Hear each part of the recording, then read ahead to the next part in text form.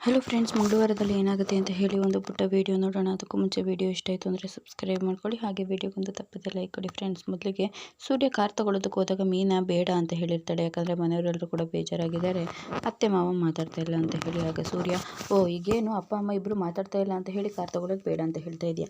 ಅವರಿಬ್ಬರು ಮಾತಾಡಿದರೆ ಕಾರ್ ತಗೋಬೋದಾ ಅಂತ ಹೇಳಿದಾಗ, ಹಾಗೆಲ್ಲರೂ ಖುಷಿಯಾಗಿರ್ತಾರಲ್ವ, ತಗೋಬೋದು. ಸರಿ ಆಯಿತು, ನಾನು ಏನೋ ಮಾಡ್ತೀನಿ ಅಂತ ಹೇಳಿ ಹೋಗ್ತಾನೆ. ಏನು ಮಾಡ್ತೀಯ ಅಂತ ಹೇಳಿದಾಗ, ಏನೋ ಮಾಡ್ತೀನಿ, ನೀನು ಹೋಗಮ್ಮ ಅಂತ ಹೇಳಿ ಮನೆ ಕಳಿಸ್ತಾನೆ.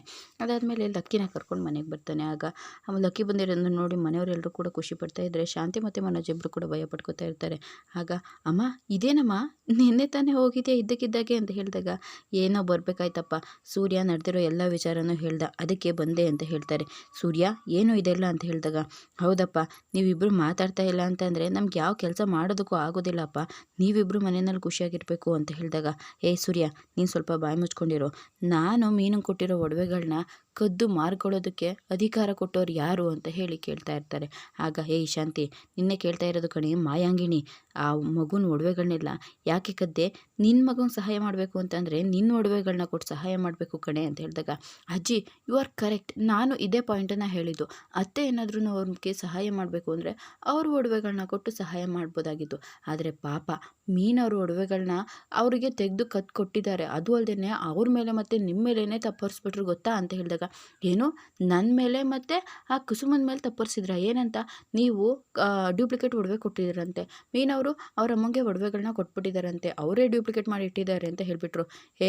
ಏನೇ ಜಗನ್ಮೋಹಿನಿ, ನಿನ್ಗೆ ಯಾಕೆ ಬಾಯೇನಾದರೂ ಕಡಿತಾ ಇದೆಯೇನೆ? ನಾಂಗಿನಿ, ಯಾಕೆ ಹಿಂಗೆಲ್ಲ ಆಡ್ತಾ ಇದೆಯಾ? ನಿನ್ನಿಂದ ಈ ಮನೆ ಉದ್ಧಾರ ಆಗುತ್ತೆ ಅಂದ್ಕೊಂಡಿದ್ದೆ, ಇಲ್ಲ ಸರ್ವನಾಶ ಆಗಿ 3 ಬಾಗ್ಲಾಗೋಗುತ್ತೆ ಅಂತ ಹೇಳಿ ಬೈತಾ ಇರ್ತಾರೆ.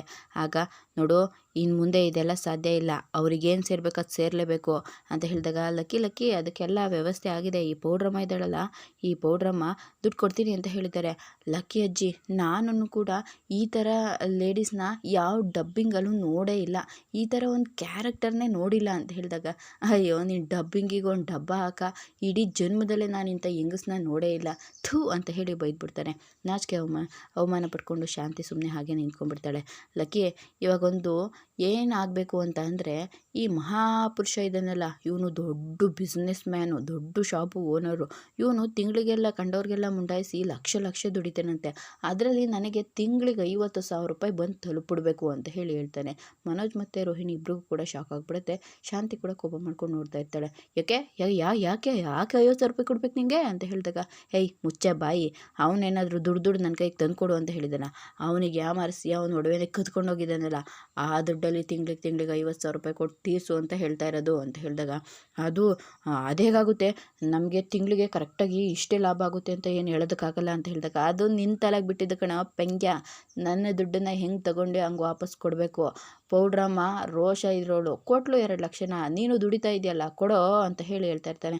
ಅದು ಅಂತ ಹೇಳಿದಾಗ, ಆಗಲ್ವಾ ಅಂತ ಹೇಳಿದಾಗ, ಸೂರ್ಯವರೇ ಸ್ವಲ್ಪ ಸುಮ್ಮನೆ ಇರ್ತೀರಾ, ಕೊಡ್ತೀವಿ ಆಯಿತಾ ಅಂತ ಹೇಳಿ ಹೇಳ್ತಾಳೆ. ಅದು ಬರಬೇಕಾಗಿರೋದು ನೋಡಿ, ನಾವು ಇನ್ನೊಂದು ಕಾರ್ ತಗೋಬೇಕು ಅಂತ ಪ್ಲ್ಯಾನ್ ಮಾಡ್ತಾ ಇದ್ದೀವಿ, ತಗೋತೀವಿ, ಆದರೆ ಅಪ್ಪ ಅಮ್ಮ ಇಬ್ಬರು ಮಾತಾಡೋವರೆಗೂ ತಗೋಬಾರ್ದು ಅಂತ ಹೇಳಿ ಮೀನಾ ಹೇಳಿದಕ್ಕೆ ಸುಮ್ಮನಿದ್ದೀನಿ. ಅದೇ ವಿಚಾರಕ್ಕೆ ಲಕ್ಕಿ ಬಂದಿರೋದು ಅಂತ ಹೇಳಿದಾಗ ರಂಗನಾಥ್ ಮತ್ತು ಶಾಂತಿ ಇಬ್ಬರಿಗೂ ಕೂಡ ಶಾಕ್ ಆಗಿಬಿಡುತ್ತೆ. ಇದಿಷ್ಟು ಮಂಗಳವಾರದ ವಿಡಿಯೋ ಇಷ್ಟ ಆಯಿತು ಅಂದರೆ ಸಬ್ಸ್ಕ್ರೈಬ್ ಮಾಡ್ಕೊಳ್ಳಿ, ಹಾಗೆ ಒಂದು ಲೈಕ್ ಕೊಡಿ ಫ್ರೆಂಡ್ಸ್.